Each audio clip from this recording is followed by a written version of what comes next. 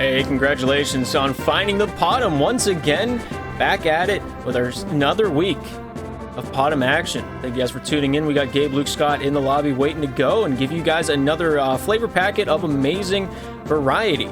Today, we're going to be taking a look at the beginning of the tale of a wine or cheese adventure, followed by a lot of expeditions where we go on a ride of adventures with the boys as they take us through a few of their bits that they have not recorded yet.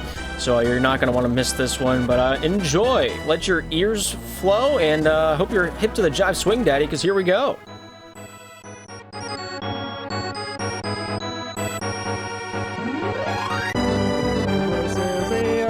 Blue, his name is Squidward. He's a pirate and he likes to dig up gold. He's Squid, his name is Squidward. His name is Squidward. Yes, I'm Squidward.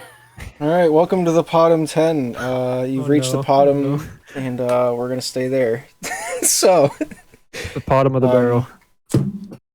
So, continuing the trend of last episode, of moral dilemmas, a man approaches you on the street, Scott.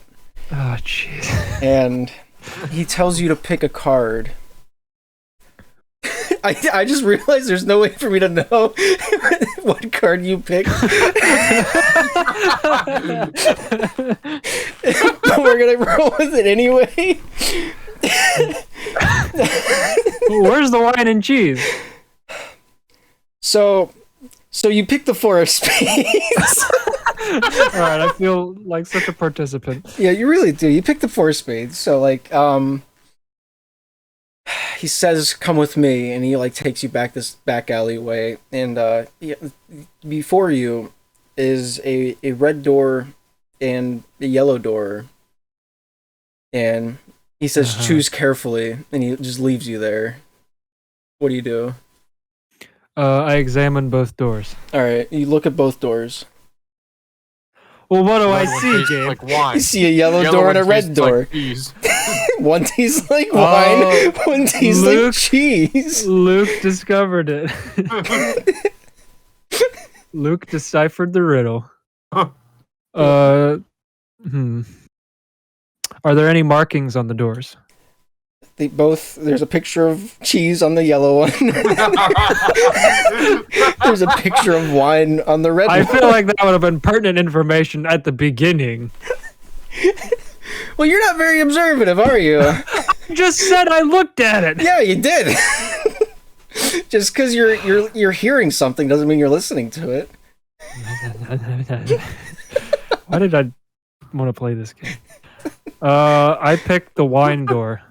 Alright, so you go in the red door, and you get inside, and the man is sitting there with your four of spades card, and he says, "Ha! You want this back?" And he runs down a hallway.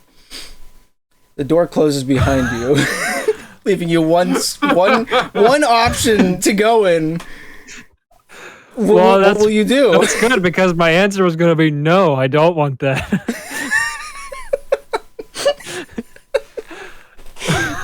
So what will you do, Scott? You're in a very high-risk dilemma. Pick my one option? Yeah. Well, I mean, you can do whatever you want. I'm not the rule maker here. Except I gotta think like Sam. He's the only one that has won this game. Yeah, that's true, Sam. All right. I start jogging after him. All right. Is he online? Could we tag him in? Could we make him his So you start phone a friend. You start briskly jogging after him. After about 8 minutes or so, you start getting winded, and you notice that there were no lights on in the hallway. So you've been running for 8 minutes in darkness for 8 minutes. I just now realized that. You just now realized that. Yeah, I don't know. Like you're not very observative, so that's what. So here you are. You can see a faint light off to your left. And you can feel a slight breeze to your right. Which one do you trust more? Wait, it was the breeze to my right. What was the other one? There's a slight, like a faint light to your left. You rolled a 1, so you're going to the left. What? No. No, I'm just kidding.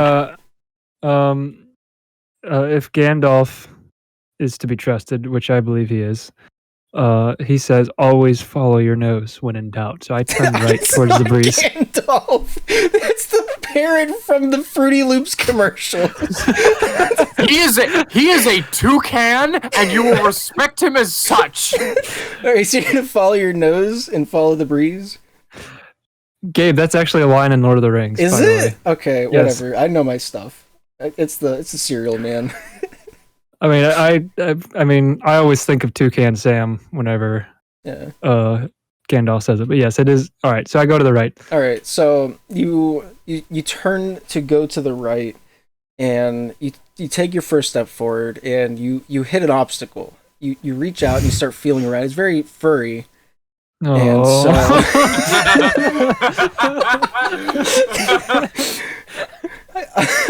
and fear strikes you down your back as you realize it must be a bear. Yeah, of course it Or a is. very abnormally large rat, and you're not sure which, but you don't want to find out. So you slowly back your way away, and you go towards the light, because I'm the rule maker here. I really did roll a 1.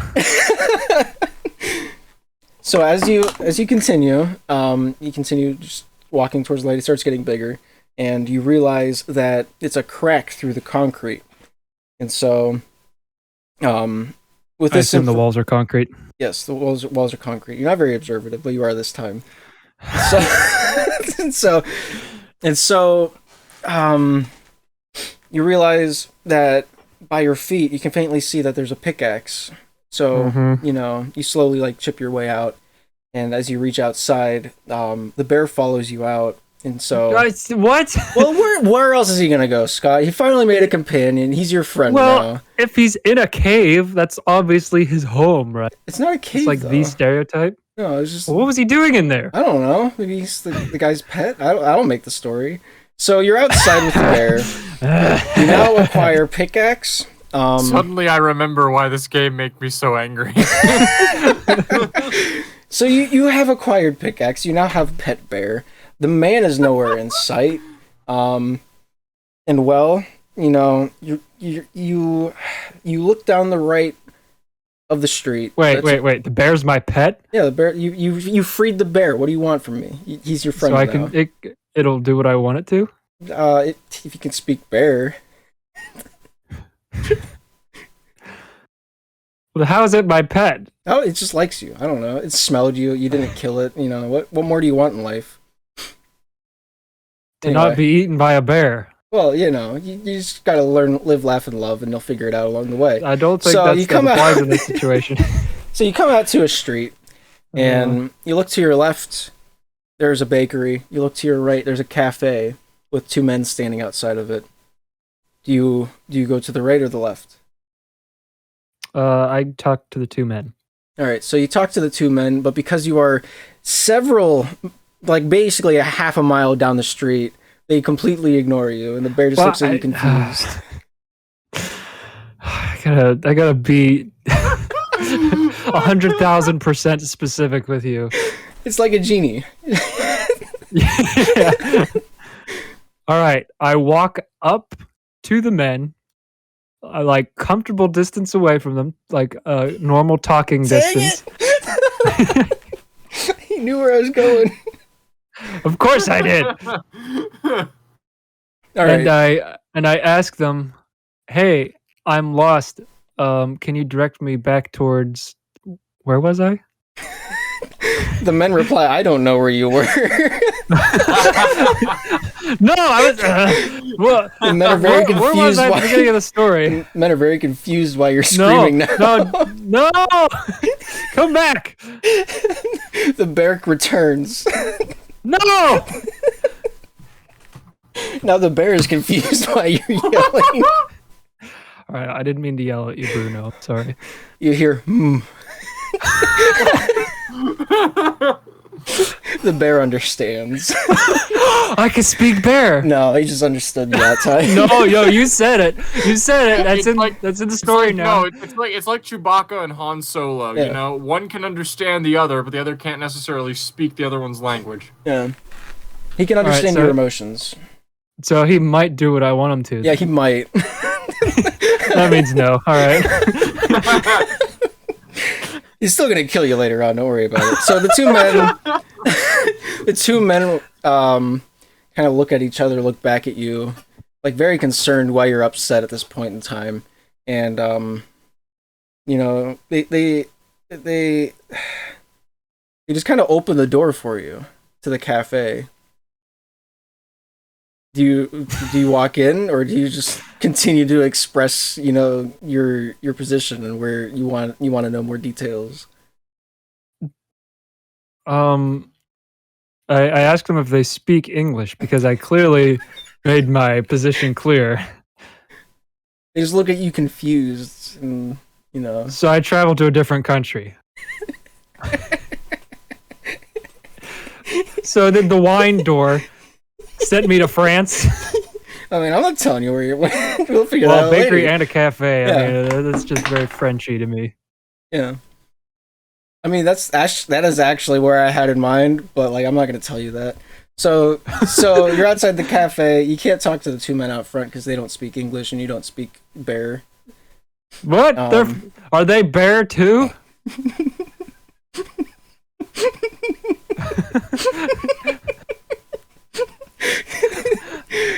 This is a plot point for later.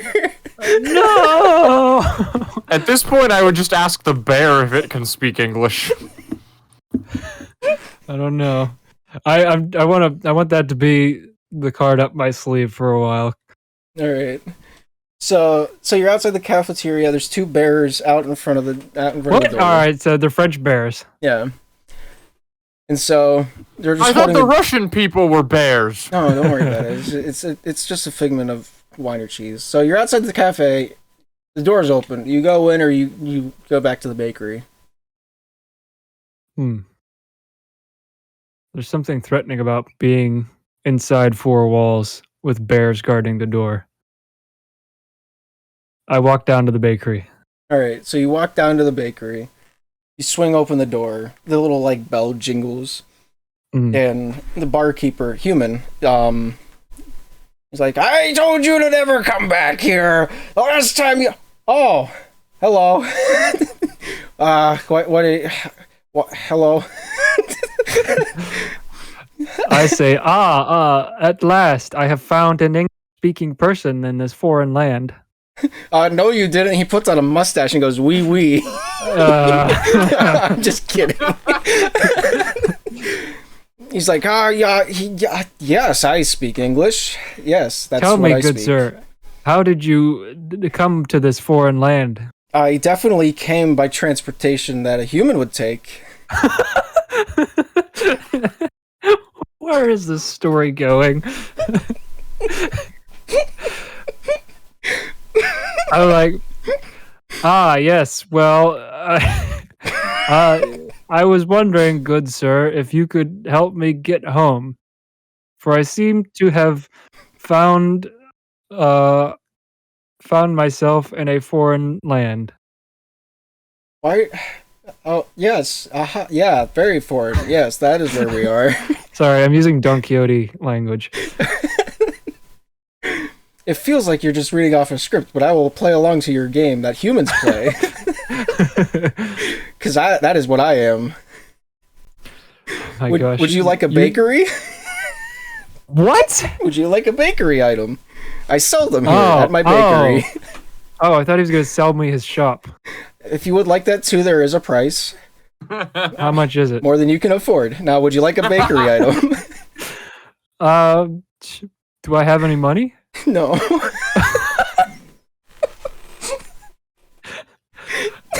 This game exists for you to make me uncomfortable. You know, I wasn't gonna bring up the idea of money until you did, so this is on you, man. Would you like a bakery item or not? Please leave if you have no interest. Sure, I'll take. Do you have any eclairs? Do you have any money?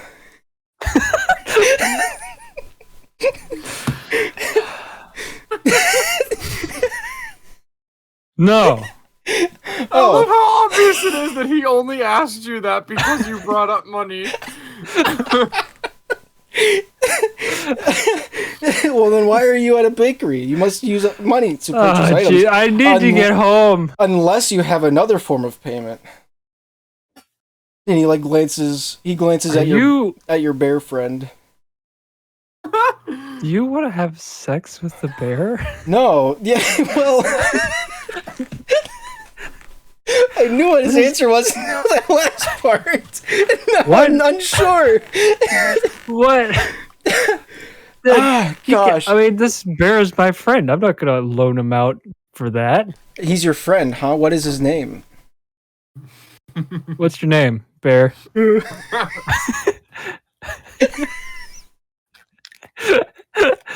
His name is. Oh, yeah, it's a very classic bear name. Understandable. Does your bear have any? Does any money? Game is so dumb. Hey, do you have any money? The bear replies.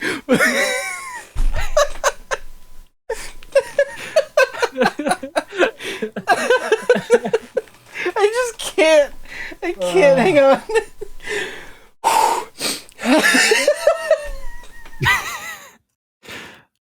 Oh, I'm sweating so much. Oh my gosh. Oh. All right. Get a hold of yourself, man. I can't. I know where the story's going. What? You're laughing at your own joke. It's me. I'm an amazing storyteller. All right, give me some credit. Well,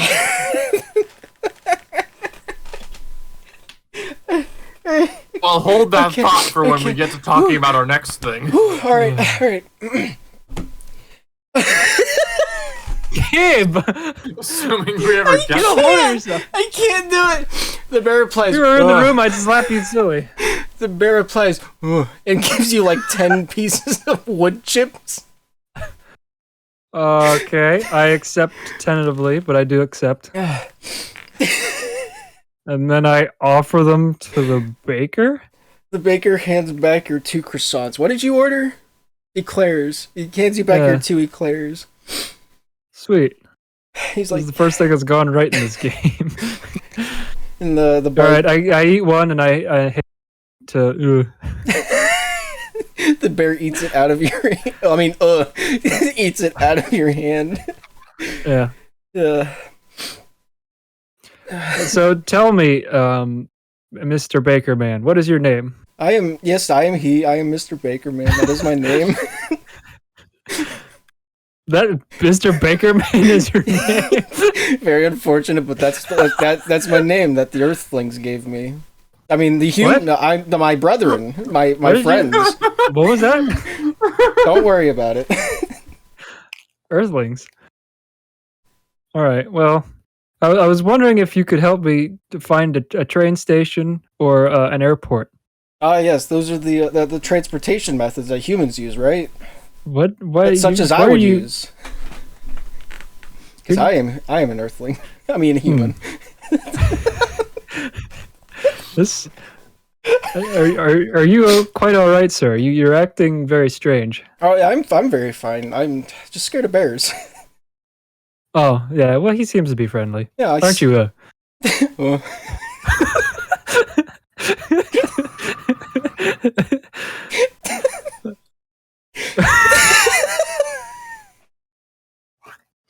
I'm sorry. All right. Well, where? Tell me, Mr. Baker Man, where might I find this airport that, yes, indeed, humans do use? yes, the airport that humans indeed use. Follow me, and he like just leaves the bakery and starts walking down the street. Okay. And so, I guess let's go. Huh? And so you're following them. You're following the Mr. Baker Man down the street to the. You get to the airport. It's a single runway dirt strip. It's very small, but it's still an airport, and it's a decently small town. It's not Paris. It's in France, but it's not Paris. Mm. So you get to the airport. You go inside, and you see that there's 3 flights going out today. 3 hours apart from each other. It's about like noon. So you got about an hour until the next flight leaves, and you can't understand the wording on, like the departure list, but you can't understand the numbers because numbers are universal, and bears still use them. But everything else is spelt in bear. What? Yeah. So is this the bear portion of France? only time will tell. Well, you just go on. Mr. Bakerman, he's like, I hope you find what you're looking for here, and he just kind of like bows and then leaves. Well, wait, no, Mr. Bakerman, can you help me translate these markings? Mr. Bakerman turns back around and says, "No, I don't speak bear," and then leaves. And so here you are. I see what I have to do. So here you are at the bearport, and shut up. Little did you know it was all just a setup for that one joke. I don't have any other story to go to. All right, so you're at the bearport. There's a female behind the desk underneath the depart times. There's a female human. No. And then to your left, you see two actual men sitting down with very nice suits on, fedoras, and they're reading the newspaper. And then off to your right is a mother and baby bear. Just, the mother is very tired. She has bags under her eyes. The little kid's running around her on a leash, just going wee wee. And so, yeah. The choice is yours. Is this the Paddington universe? What is happening here? Don't worry. Just keep. It's wine or cheese. What do you want from me? All right. We haven't played this in 2 years. All right. So, this has been going on for 20 minutes. I would just like to stay. I'm trying to wrap it up. All right. Somehow I don't believe you. So,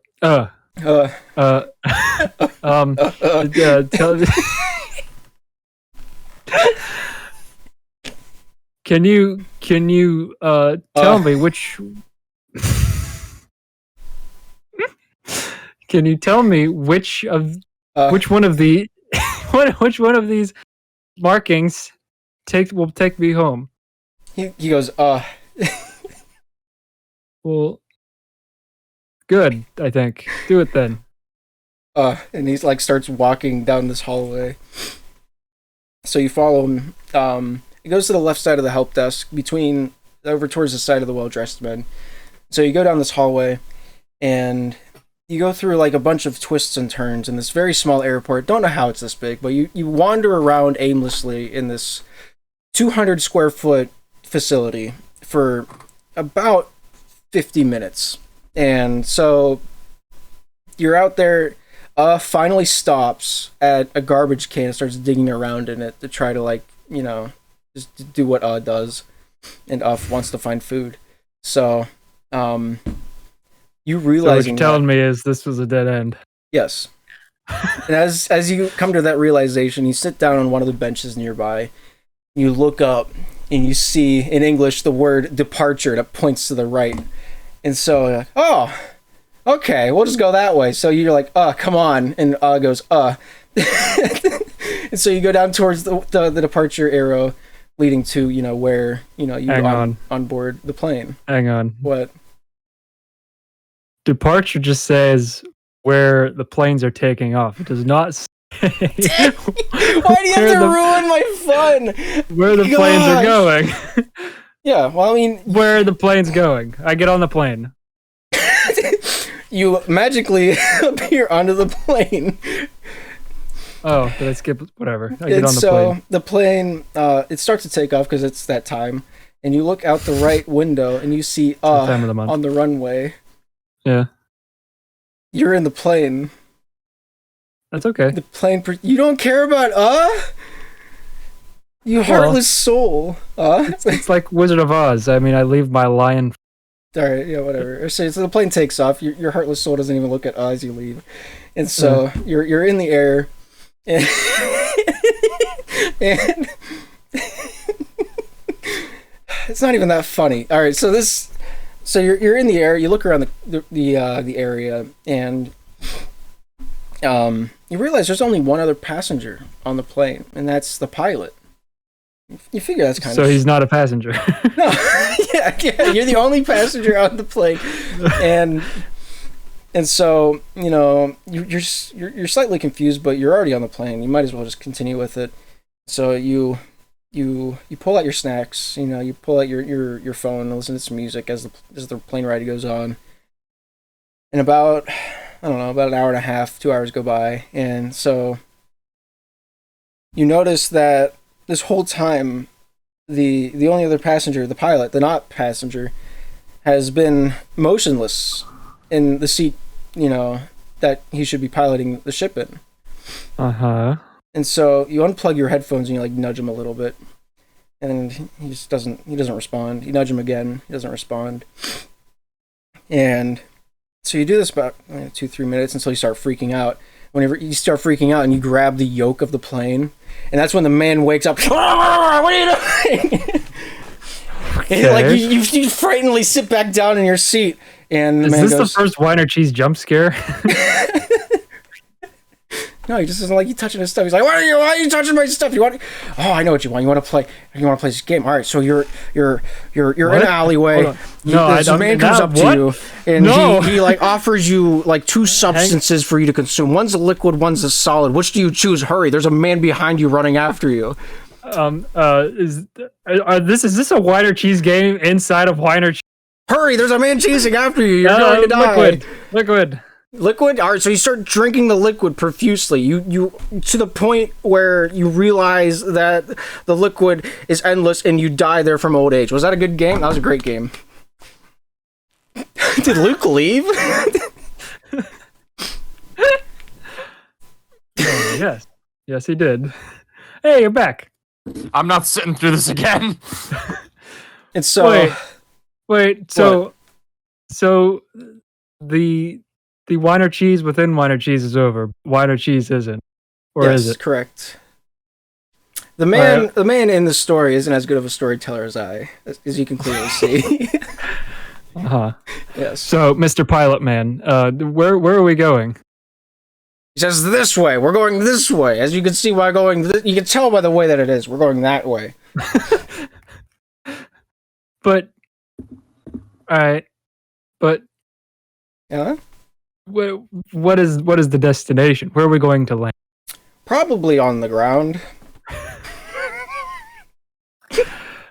I see. That's where I would put my money. All right, I see.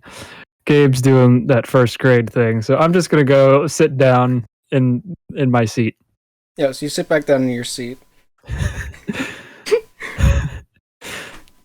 The man continues to pilot the plane. Mm-hmm. You notice the ground's getting a lot closer, very fast. Oh no! And you turn to your left again, and you realize the man piloting the plane is a bear.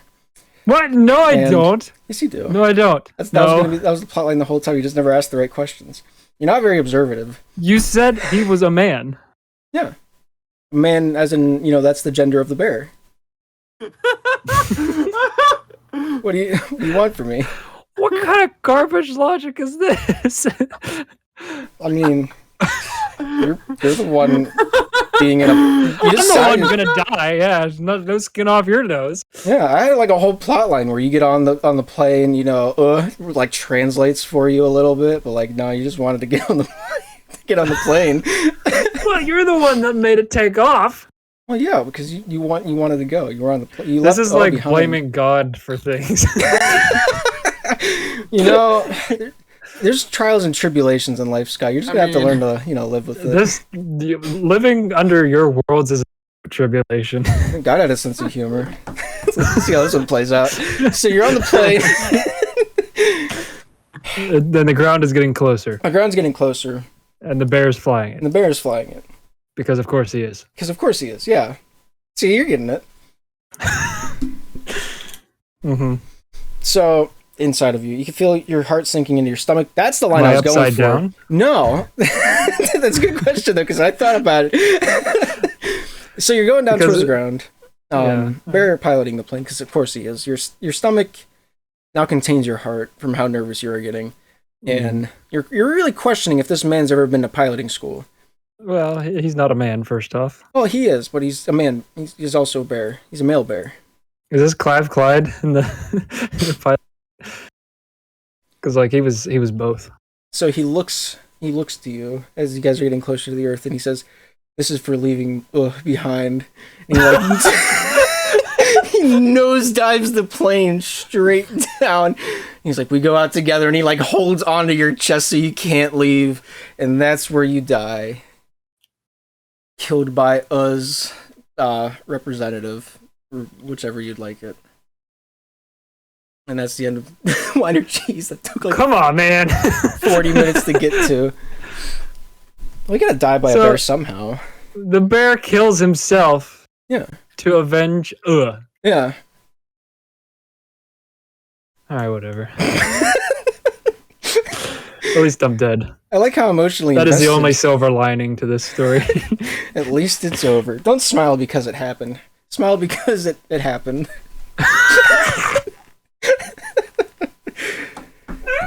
Alright, welcome to PoDUMB 10, everybody. Now that the prologue's out of the way, you want to hear more interesting stories? Check out my entire podcast series where it is only Wine or Cheese, and that's all it is. I don't think I'm available for those. I think I'm busy all the.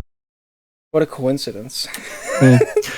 So Luke, while you were getting, Gabe and I were thinking it might be fun to share some of the scripts we never used with the audience. Oh, that'd be really fun. Yeah. Yeah. So you guys are welcome to play parts, or I can read it all. Oh, I'll play parts. Yeah, you don't even have to ask. Because I would rather not. All right, so I have one up, I believe. I think this supposed to be the Lance sequel? What do I have up? Lance takes. This says lancevlog.mp4. Yeah, which is the type. No, .mov was the title of the one on the Dumb channel. So I guess we could read this one quickly. We don't have to dwell on. I don't remember this. I don't either. So, Gabe, your lure line is first. Well, hang on. Lance takes the guys fishing for Nessie at the pond. He gives them little kids' poles because he doesn't trust them. Stupid things happen as he tries to teach them how to fish. Then... Alright, looks like you two are doing alright. We are not! Look at Gimp! He somehow got 2 bobbers wedged in his ears! No, alright. You're fine. I'll be right back. Just don't touch the sacred water with your skin. He comes back with a giant homemade fishing, basically a log and an anchor for a hook. Come here, Nessie. I've got a butt whooping shoes on today, and does that say spoils? That spells Nessie. That spells Nessie. You know what? I'm sick of this. Phil throws his pole in the water and walks in to start kicking Lance's decoys. Screw Nessie, screw fishing, screw sacred water. What are you doing, Bucket? Don't touch the water. All of a sudden, natives rush out of the woods and over the hills and carry them all away, except Lance. Cut to black. So I'm starting to remember what this was. Then the last paragraph is, Lance gives a monologue. So this was just a general idea. I wrote this one. This was going to be a cold open for an episode. And all the context that you just heard would have been all of the context you would start out with with that episode. Just like random things happening. At one point, I know I had Gimp was just licking a pickle randomly and sobbing quietly. Yeah, which is like something I do on the daily. Yeah. Well, okay. Yeah. And then the joke was going to be, after the cold open, we go back in time and it's like a previously or earlier that day kind of thing. And then we lead up to that time, like at the end of the episode, we get to this point again. And then like all the same things happen and you're like, oh, so that's what now I got the context. But then we still look at Gabe or a Gimp and he's licking a pickle for no reason. It's just unexplained still. So we get like 2 jokes out of the same shot. Yeah. which I really liked, but we never used it. Yeah. See, I think this was going into I don't know if we have those old videos up, but the Mahler stories. Maybe? We've alluded to it during like the Earl documentary that we got bored and filmed one day. Right. But so so the Maulers you're talking about, that's the natives. Yeah. That all of a sudden natives rush out of the woods. Excuse me. So I think you guys talked about it last episode, or not last PoDUMB, but the PoDUMB before the 8th one, where I wasn't there. I think you guys talked about the Mountain Dew farmers. Yes. That was one of the storylines that we had for the natives. Right. Well, this is a good one that I found. This one has definitely made us laugh pretty hard a couple times. Yeah, we wrote a lot of this on the trip down to DC. Yeah. So hang on, So Kimber was originally going to be the serious character for the show. So all of our other characters that we like Gimp, Phil, and Lance, could, they could be silly while the audience could relate to the serious person. And so who Kimber was this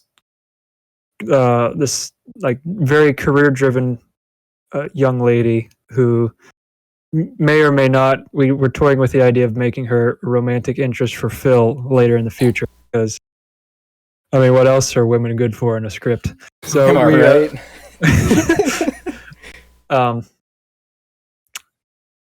But no. So she was going to be the serious one. We were going to make her quirky but driven and as likable as we knew how as writers.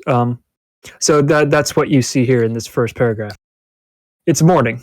We get a montage of a young lady's morning routine. She's professional looking. She's neat and orderly. The way she moves through her house and completes her chores has a punctual rhythm to it. Doesn't matter. She marches out of the house to her car and drives away. She arrives at work and marches to her boss's office, where 3 men are talking. Luke, do you want to be the boss? Miss Klein, how are you this morning? Just fine, Mr. Ryland, just fine. And you? That's a great girl voice, Scott. Mailing it out on the first episode. I can't do a girl voice. Now that you're here, I'm happier than a vegetable in a carnivore. What? Kimber's excellent delivery. That's exactly. Yeah. Oh, so Kimber smiles, slightly sarcastic. Excellent metaphor, sir. Ryland snaps his fingers and points at her. Miss Klein, I like you. Now let's begin the meeting. Miss Klein, let me introduce Mr. Garloff and Mr. Vance. I hired them last week to be my right-hand men. I'm having them look over all the work you've done for us. I must say, young lady, in all my years in this business, I've never seen talent like yours. All right, and then that was as far as we written for that scene. But later on in the meeting, we see... I guess that transitions. I don't know why I put a space there. Kimber begins laying out paperwork. So if all of you look on page 3, I think we can discuss improving. Door bursts open and 2 figures... What did you do? What did I... There we go. Door bursts open and 2 figures dressed in tactical clothing rush inside and begin knocking over tables and trashing the place. The shorter of the 2 grabs Vance and roughly pins him to the ground. Or Karloff, whoever. The tall figure stands in front of the 4, pointing his weapon and screams, Everyone on the ground! This is a robbery! Don't you hate it when this happens to you? There you are, minding your own business, when 2 Russian commandos burst down your door, wave their guns around, and then demand $5 million for their sick children back in Petersburg. No businessman in his right mind would want that. At this point, we hear struggling in the corner. Me and my partner have developed a high-tech, secure, and efficient security system to... Gimp? We look in the corner to see Gimp still pinning Vance to the ground. Gimp, stop! This is for my kids, you monster! Gimp, you don't have kids. Knock it off. Huh? Gimp comes out of his rage trance. Phil rolls his eyes. Anyway, we offer a service like no other. 24-hour protection protection, top of the line equipment, and Excuse me. yes, Get out. but this is a once in a lifetime opportunity for your company. The only people who've broken into this place in the past decade are you two. Get. End of workday.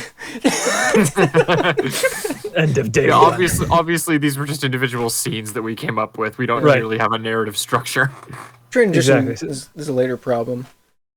Yeah, I mean, I feel like, yeah, all we really need is a couple more interactions with Kimber and her boss, and then we see her going home. Because the next scene Sure. we have written is the end of the workday, and Mr. You- Ryland says, You've done good things today, Miss Klein. I can see you going places here. Big places.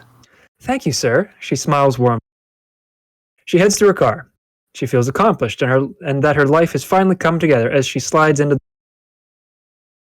She starts the car and begins driving off. However, Gimp and Phil are hiding in the back seat of Kimber's car as she pulls away, unaware that they're there.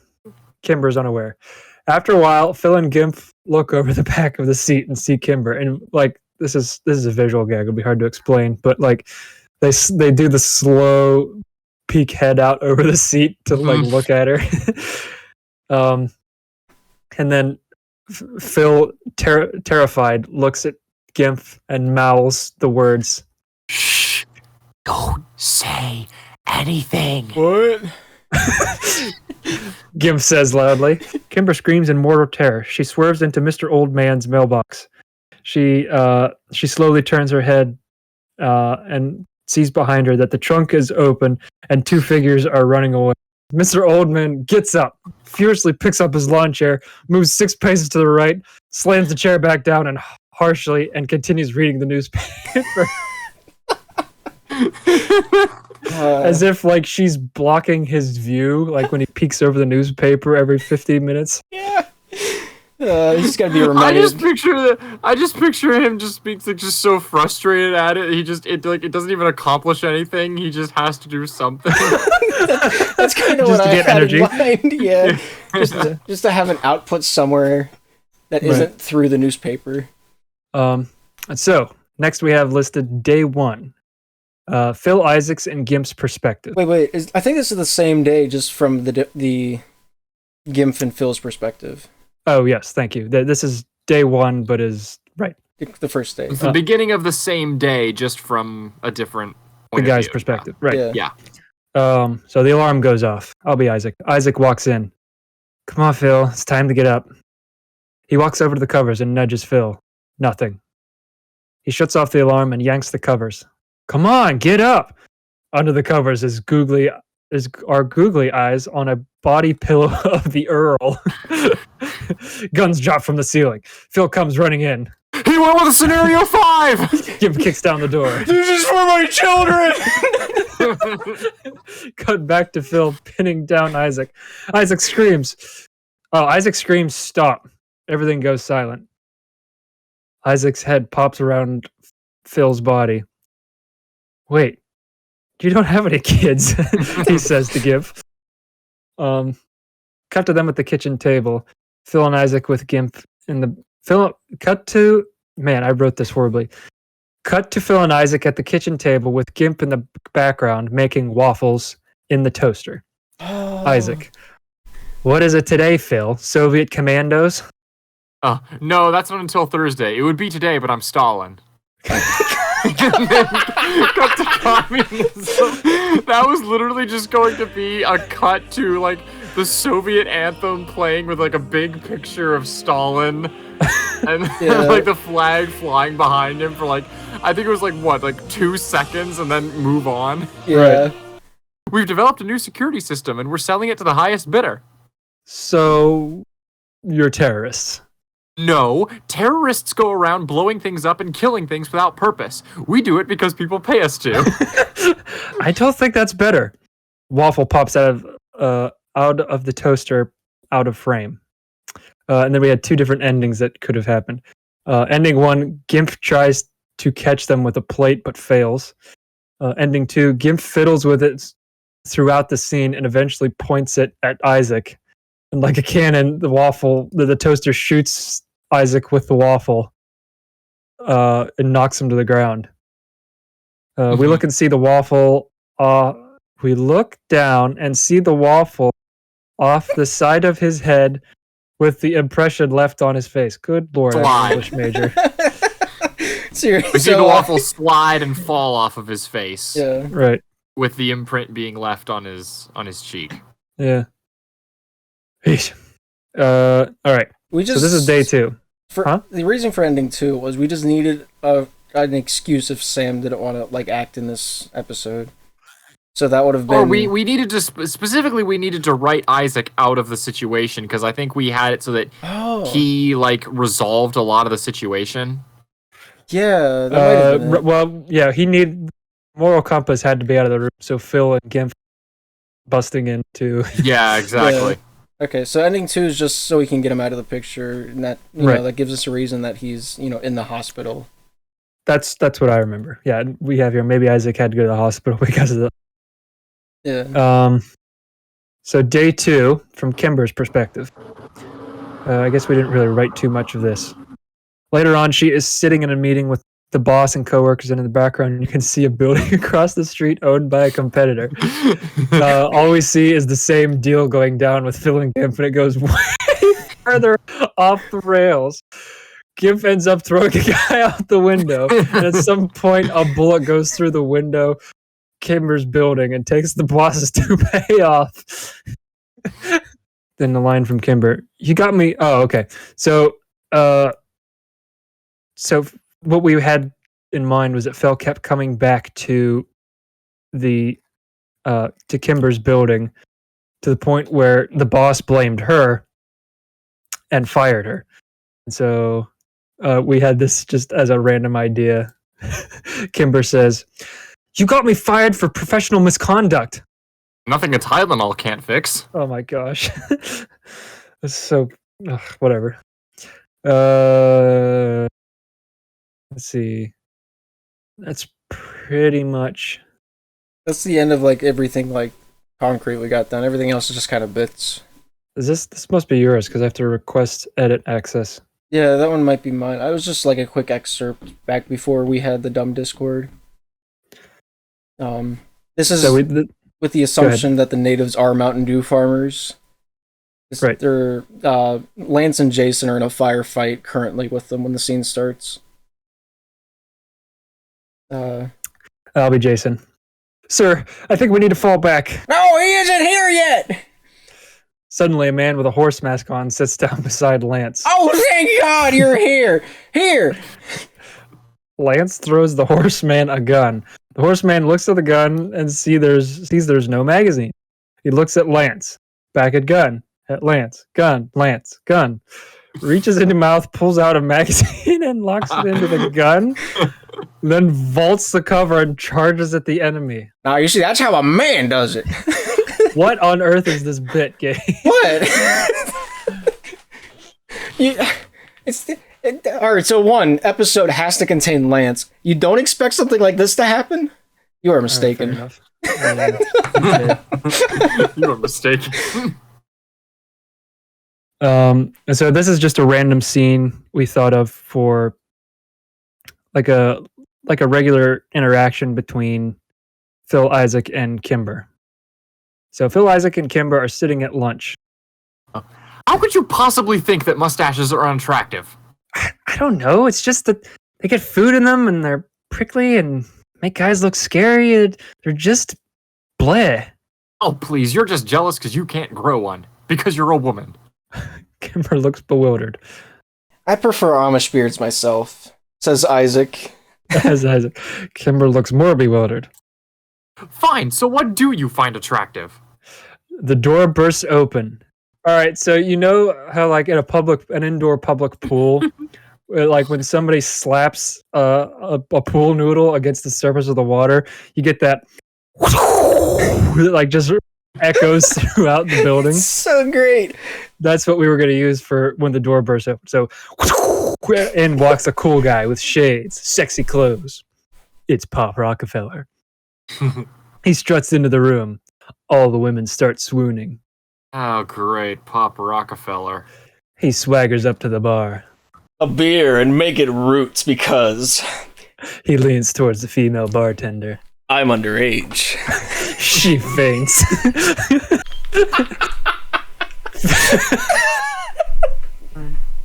Phil looks disgusted and flabbergasted. What is the deal with this guy? Who could like him? Pan to the right, we see Kimber blushing. Pop winks at her. She blushes more and diverts her gaze. Everything about this is terrible. And then later in the episode, Oh, we never explained that Pop Rockefeller has like a really bushy mustache. That's supposed to be one of the bits in the scene. oh yeah, I guess that was the implication. Later in the episode, boom, put the video or the image up. All right, yeah, Lenny, edit that in. Oh gosh, you found my document. Well, I don't have to look at it. No, there's a lot of good bits in here, but like I feel like they could all be their own like little videos. Soap, bathroom window. Yeah, whichever one looks Moon the most landing. appetizing to you, let it. Right. We'll pick it. Hollow Wagnana. You like that title? All right, so there's a subsection in this doc called Follow Wagnana. Yeah. Isaac and Phil are at the table having a debate about Marvel. Look, all I'm saying is Wakanda's economy shouldn't work. They're practically the same as Saudi Arabia, where they focus on one export. Yeah, but this is Isaac. Yeah, but T'Challa looks after his people more than the leaders of Saudi Arabia.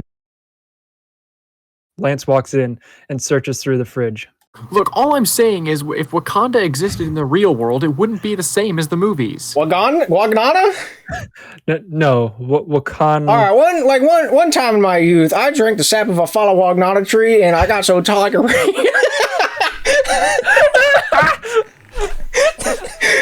All right, so like one time, one time in my youth, I drank the sap of a Follow Wagnana tree and got so tall I could read billboards with binoculars backwards.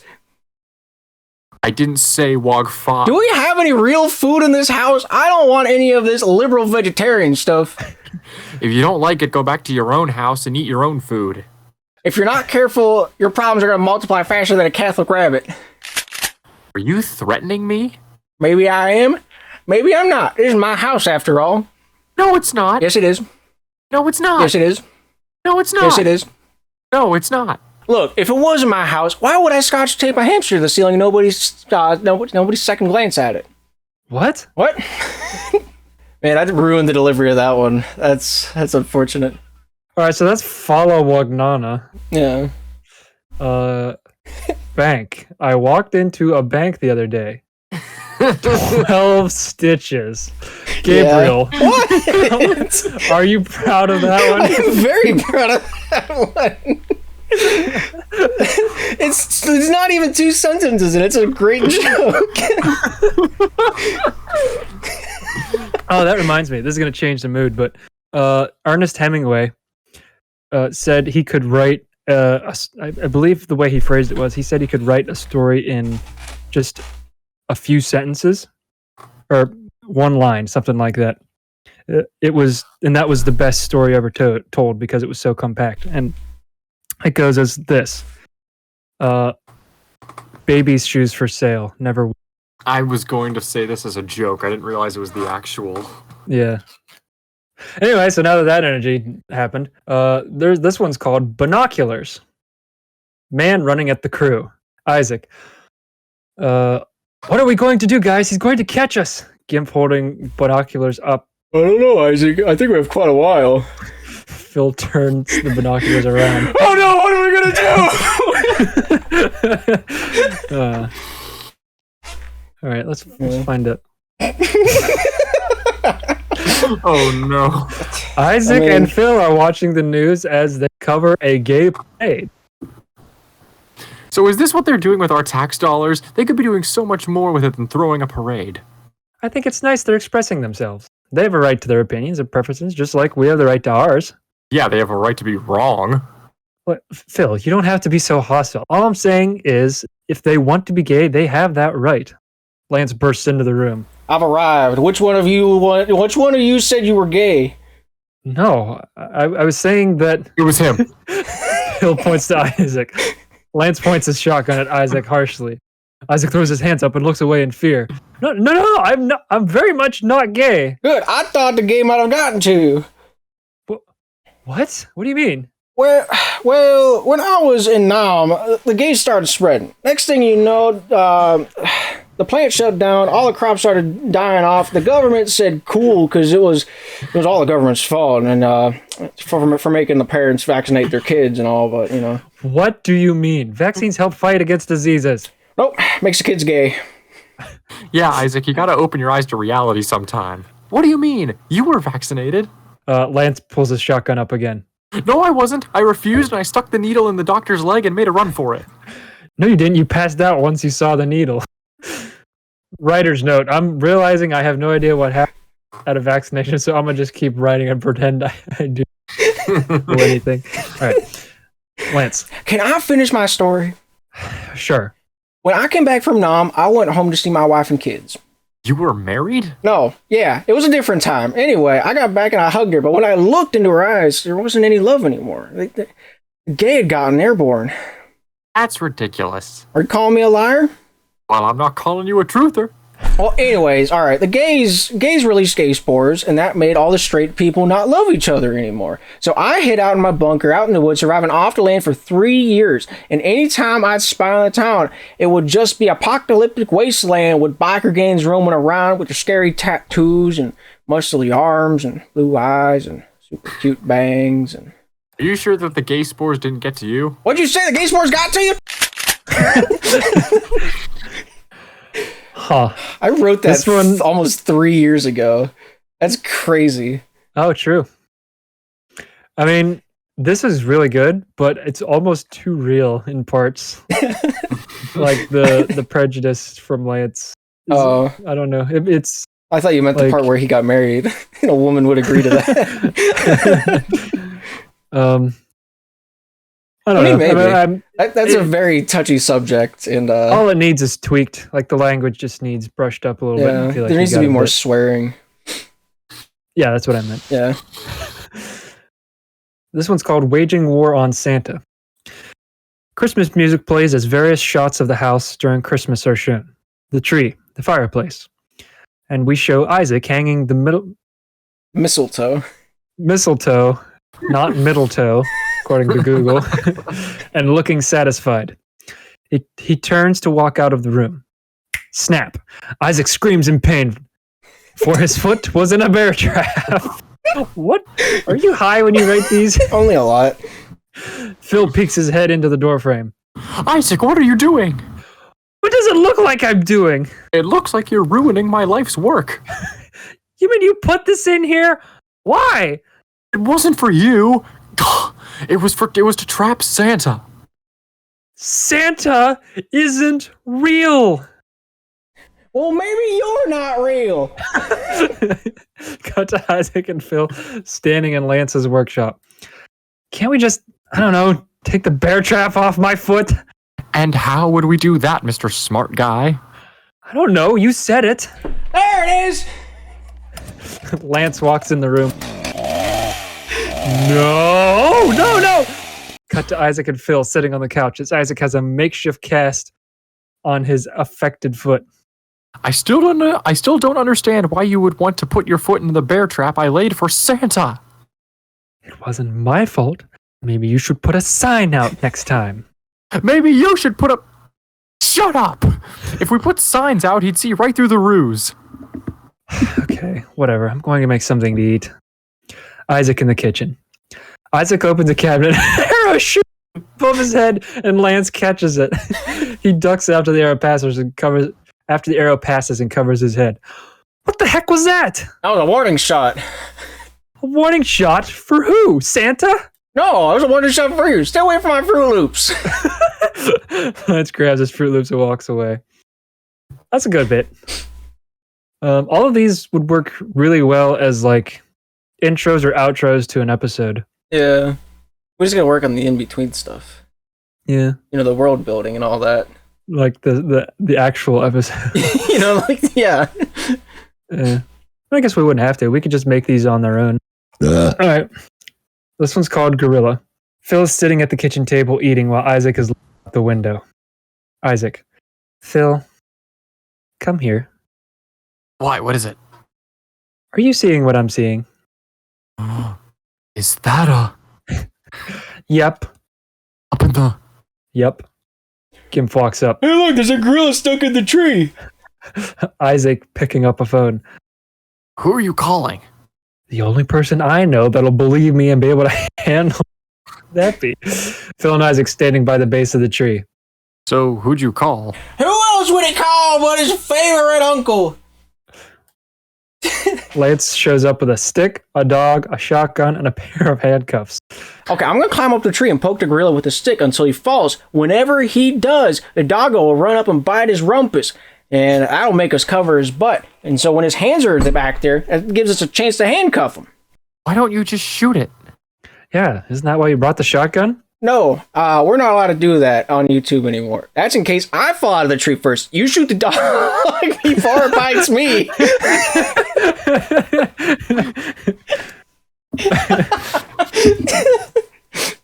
By the way, if anybody listens to this and has a strong opinion about seeing one of these made, we'll consider those perhaps more than other ones. Here's a anthology. What's the word I'm looking for? This is a collection of Lance insults. Gabe, take her away. Heck, this is the last time I take Tinker Bell and mop without a bucket.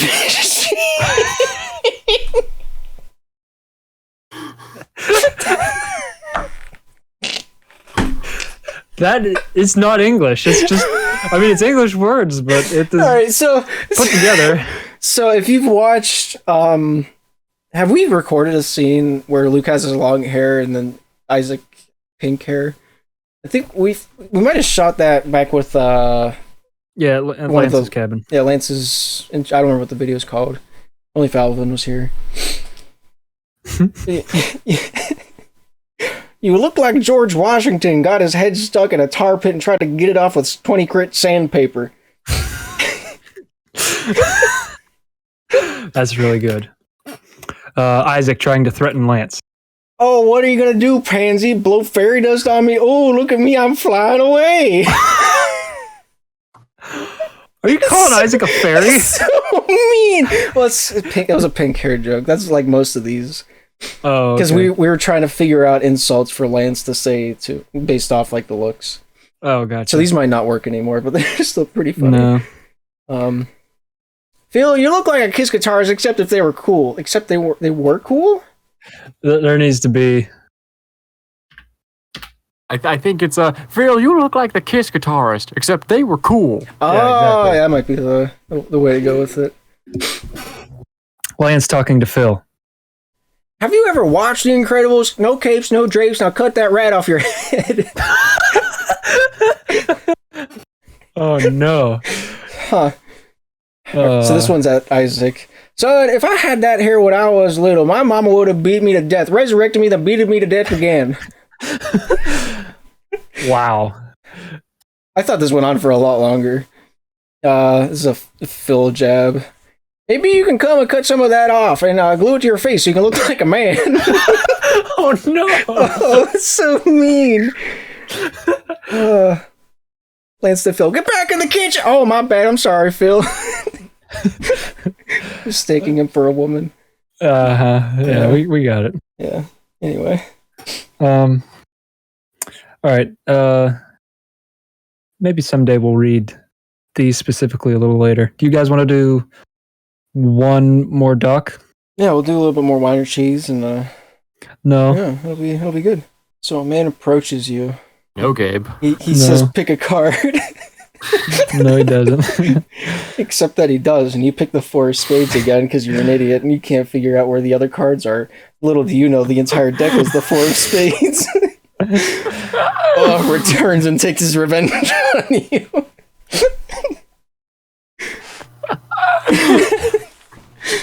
That concludes the second segment of Wine or Cheese for this evening. Is this? Oh, this one will be really fun to read. This is. Hang on. What draft is this? This is yours. Is this 'Cause mine? you No, put- I made draft 6. I kind of reformatted draft 4 into 5, and then added the funnier scenes to it. Oh, okay. I can't read any of this. Let's see. Will it help if I do? If you like zoom in a little bit, it'll be easier. It's a lighter script or lighter text. So we filmed some of the original script for this one, and it's unlisted still, but people have seen it because it's on the website to some degree. The part with Natalie? Yeah, that might have been our second she in draft. this one? No, Because there's like behind the scenes stuff. yeah. Yeah, but was that this script? No, this was 3 drafts ago that was recorded. Okay. So this is draft 5. We recorded some of draft 2, and I think we have a total of 7 different drafts. 6 and 7 were entirely me, because Scott lost his passion for the Passion Project. Yeah, it do be like that. I got hung up on it way longer than I think I should have, but... Well, I mean, this one of the ones we were working on, one of the scripts we were working on was tentatively titled "When You Wish Upon a Farce," and it was going to be a parody of different fairy tale stories while also being a fairy tale story on its own, similar to Princess Bride. And because of that, we open the movie with a very overt Princess Bride allusion. Did you have anything you wanted to add, Gabe, or can we? That's pretty much it. Okay. And so, fade in. Interior, Gimp's room. Evening time. Gimp laying in bed sick as he plays Wii baseball. Isaac knocks on the door. He opens it, takes a few steps inside carrying a tray of food. Hey Gimp, how are you feeling? Sick. Well, maybe my soup will help. Where do you want me to put it? Just in the fridge. The fridge? Yeah, the fridge.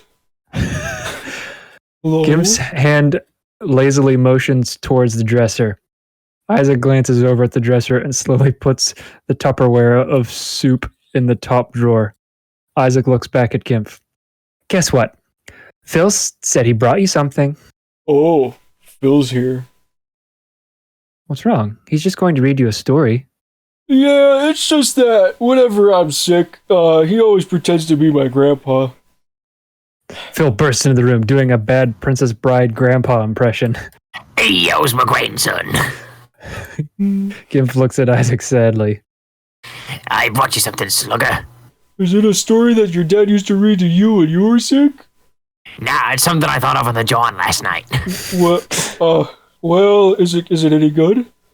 I should think it is. I wrote it about all of us, except we're not in Pennsylvania. We're in a fairy tale with knights, princesses, trolls, romance, wizards, hot epic Mexican princes.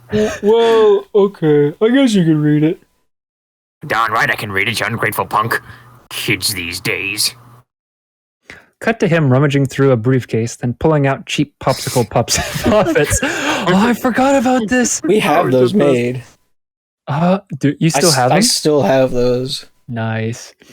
Cut to him rummaging through a briefcase, then pulling out cheap popsicle puppets. Once upon a time in a faraway land there lived a king and a queen. They had a daughter named Azalea who made their life brighter with every passing day. The young girl was betrothed to the handsome Prince Hernandez of the neighboring kingdom to form a bond bridging the two kingdoms' long-fought feud. However, unbeknownst to her parents, she was madly in love with the castle stable boy. I just remembered a bunch of stuff. Yeah, exactly. Narration stops and the anime begins as we cut back and forth, both sticks looking longingly at each. By the way, Phil is using the puppets and like having them bounce around. Mm-hmm. Phil slowly starts to bring the two sticks together for a kiss. But right before they touch, Gimp interrupts him. Wait a minute, Grandpa Phil. Is this a kissing story? Phil smiles with wide eyes as he starts nodding slowly. He looks back at Isaac, who's glaring at him, and quickly wipes off the grin from his face, slowly shaking his head. No. Phil awkwardly separates the sticks. One day, to her misfortune, she was stolen swiftly in the night, as if the wind had swept her up and snatched her away. The king and queen heard of her empty bed in the morning and summoned their royal advisor. Crossfade from Popsicle King to Live Action King. Interior, throne room, morning. Well,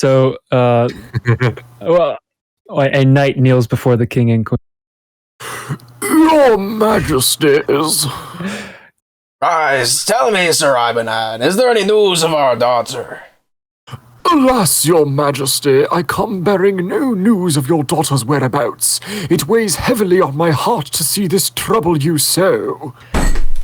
It was most definitely that twisted king. He never trusted me. I bet he thought I was bluffing when I promised my daughter to his son.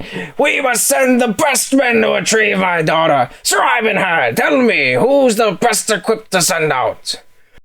Sire, our forces are spread thin across our vast borders, trying to keep the enemies at bay. If we send anyone at all, they would have to be expendable. I'll send anybody, Sir Ivanhoe. Tell me, who can I send? Well, we did recruit 3 new men. Yes, bring them before me. The advisor turns and nods to a trumpeter. The trumpet sounds, the last note being off key. The trumpeter shakes his trumpet upside down and a bird falls out. Then after a pause, 3 sets of running footsteps are heard in the distance. All of a sudden, Phil, Isaac, and Gimp burst into the room. Gimp approaches the throne first.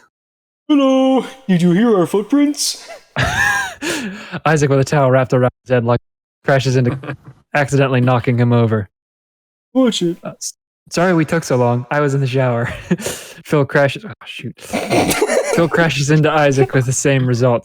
Phil closes the door. Wait. Phil crashes into Isaac with the same result. Phil closes the door to kick it down again. Hi there, Phil's the name, and pleasing kings is my game. Phil winks at the queen. Isaac, picking himself back up. Wait, did we delete the line in Queens yes, we did. too? yeah, we did. Okay. Too suggestive. Yeah. That's not something I wanted my mom to see. Yeah. You can't say that, Phil. They're royalty. So what? They're people just like us. You need to make a good first impression. You've got to be polite. How was I not polite? I know what I'm doing. Just leave it to me. The king and queen look at each other as this argument goes on unintelligibly. After a while, the king stands up. Silence! Phil and Isaac stop, and the king sits back down. Now, what are your names? 1,000 pardons, your majesty. I am Sir Phil, the victorious. Sir Isaac, the virtuous. I'm Sir Gimp, Gimp. Well, so Phil, Sir Isaac, and Sir Gimp. You've been the worst men-at-arms I've ever ruled over. Your competence precedes you vastly over all expectations. Oh yeah? Well, you're wearing a fake beard. The king looks down, obviously hurt, as he pulls off the beard and puts his head down to cry for a really long time. The queen puts her hand on his shoulder to comfort him. Everyone in the room looks at Phil gently. The queen stands up. I believe we have no other choice but to send you, Sir... Sir Phil. Sir... Honey. Please. Sir Phil, Sir Isaac, and Sir Gimp on the quest. Our daughter was stolen tonight, and we believe the ones responsible are the men of Folger. Folger? To the west. That makes him cry again. We will reward you handsomely, of course, if you complete this request. You'd better leave soon. It sure is a long road to Fulgore.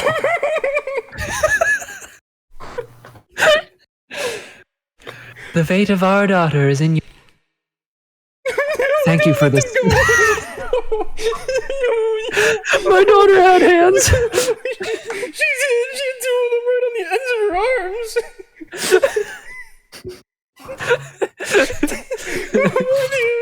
Why? Isaac bows. Thank you for this honor. Don't worry, Queenie. We'll have the reward before you have the princess back before you know it. We'd expect nothing less. I expect him not to talk about my beard. Gabe's ad-libbing this, by the way. Oh yeah, none of this is written. You heard her, boys. We have a prize princess to save. They all turn towards the door. Charge! They all run off screen over the flag holder, but miss one, so Gimp runs back on screen to run him over. The advisor turns to the king and queen. Have you considered adoption?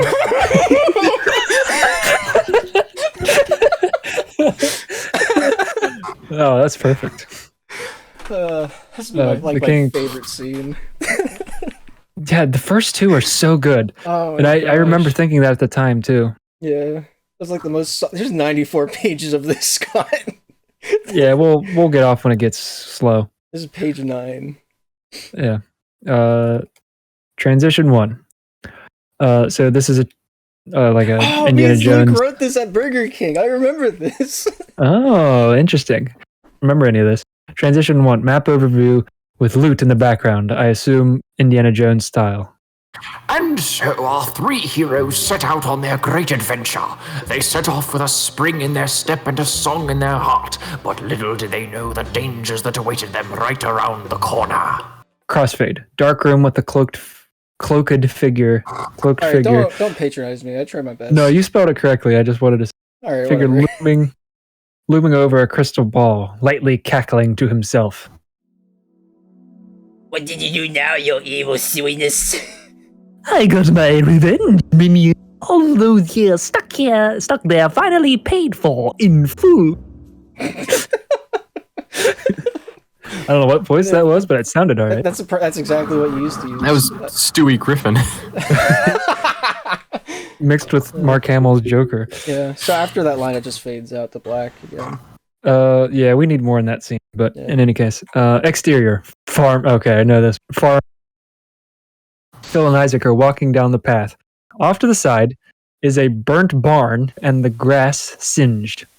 Off in the distance, a small group of people are gathered around a hole. So Phil and Isaac go to investigate. As they get closer to the group, they see a large casket beside the hole, shaped like a really fat lady. Isaac and Gimp take off their helmets to show respect. Isaac nudges Phil to do the same. As they approach, the crowd disperses and starts walking towards the road. Isaac stops one of the villagers. My wife, my poor, small, little wife. Cut to them lowering the casket. Oh my gosh, even her dead decaying corpse is heavier than an adequately girthed boulder. The farmer comes up to Phil and Isaac. I'm sorry for your loss, says Isaac. Must have been a big loss. Isaac elbows Phil. Yes, but life goes on. What happened, if you don't mind me asking? Besides the knowledge that the famine will finally be over. We were at the table eating dinner, and she just suddenly fell over in her bowl, dead. And was this bowl by any chance used as a gladiator ring? I don't understand how this could happen. She was such a mild eater, you see. Yeah. He looks over at the body being lowered. Even submerged, the stomach sticks out of the ground like a small plateau. Ground shakes and all three momentarily rise off the ground, then land without losing their footing. Gravedigger off screen. Oh God, Terrence! No, leave him. He's not worth it. I can see that. Are you sure there was nothing that could have caused it? I mean, people don't just keel over and die. Unless they're a banana. What the heck is this line? Then you peel over and die. Yeah, Phil hits Gimp over the head with a shovel. What? After he says the peel over and die line, Phil hits him over the head. Oh no. I can't think of anything. My entire family is relatively normal. Farm stock for 8 generations. Would have been an even 10 by now, except for my stupid great-grandfather. What happened with your great-grandfather? Oh, Oh, it's hardly worth mentioning, really. Just a family scandal. Didn't want to spend his life farming. Played around in the town a bit too much. Dabbled in the satanic arts, permanently breaking the delicate balance of good and evil, therefore cursing our family forever. I hate when that happens. I don't believe this. Curses aren't real. Phil, you curse all the time. And I will continue to do so until that fat tub of lard admits he cheated me out of a lifetime supply of mutton. I do have to admit, blaming this on a curse is a little far-fetched.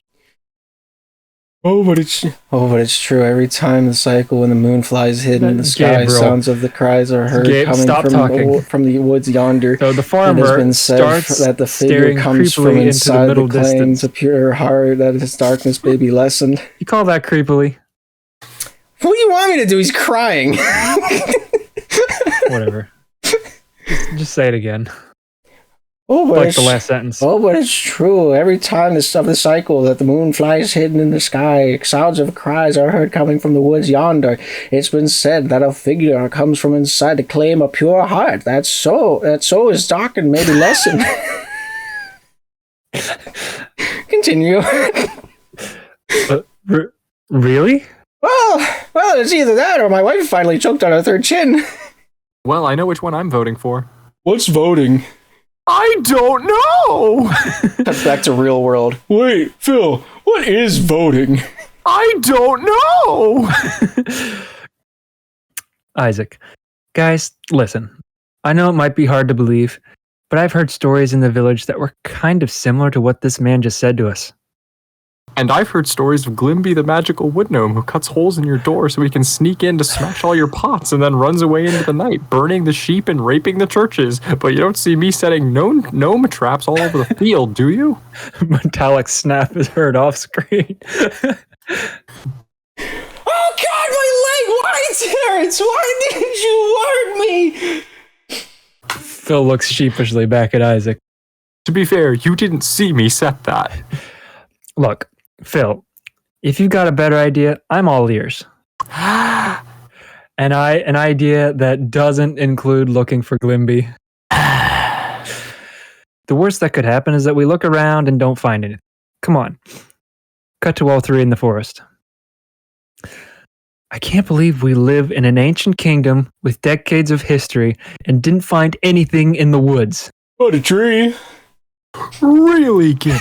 Who would have thought that someone would put trees in a forest? I need new friends. Give picks up a rock. You're my new friend, Rocky! Phil takes rock from Gimp and chucks it into the trees. Oh no. Bushes rustle. The rock comes flying back at them, now sporting googly eyes. Rocky, you can see now! Thanks, Bush! George Bush rises from behind the shrub. Don't mention it. George Bush walks away, taking the bush with him. What the heck just happened? That's really stupid, guys. I was not part of that writing session. What page are we on? We covered a lot of ground. This is page 17. Okay. So maybe not next time, maybe the time after that. We'll continue reading. This could be like we read like one scene per episode and drag it out. Yeah. Maybe by the time we get to the last chapter, we'll have the rest written. No, not at all. Not even a little bit. Yeah. So just real quick, if anybody, anybody listening to this, if you have an opinion on whether you want more of this or whether you want one of these on YouTube, not this last you one. Want to see these? If you probably not this last farce. one, No. But if you want to see one of these completed on YouTube, let us know. I mean, I still want to see crap posts in the comments, but also you can put some serious ones too. You gotta dial in on the copy pastas, and then in the replies of those copy pastas, put your actual opinion. Yeah, exactly. That'll be the rule from now on. So your visibility will be based on which copy pasta you think is the best. Yeah. Good luck. Godspeed. Pick Nicholas Rattlesnake. He has the best ones. Oh yeah, he has some pretty good ones. Right next to the Truffler Shuffler. Anyway, I love our comments.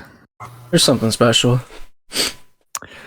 All right. Well, I have work and school tomorrow. Gabe has work tomorrow, and I think Luke just left. So No, I'm still here. Yeah, Luke's. Well, do you have any final thoughts? Do you think when the sun goes down at night, it's naked?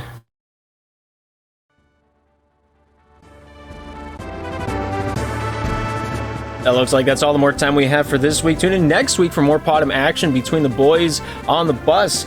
Make sure to check us out on YouTube at Dumb Channel, along with the Oatmeal Guy, that's the other channel that we have hosting this show. Thank you guys for tuning in. Hopefully we'll see you next week. Make sure to comment your favorite picks out of the bunch, and maybe we'll even put it into a motion picture. Maybe we won't. It's for Scott to decide. Anyway, see you guys next week on another episode of the PoDUMB.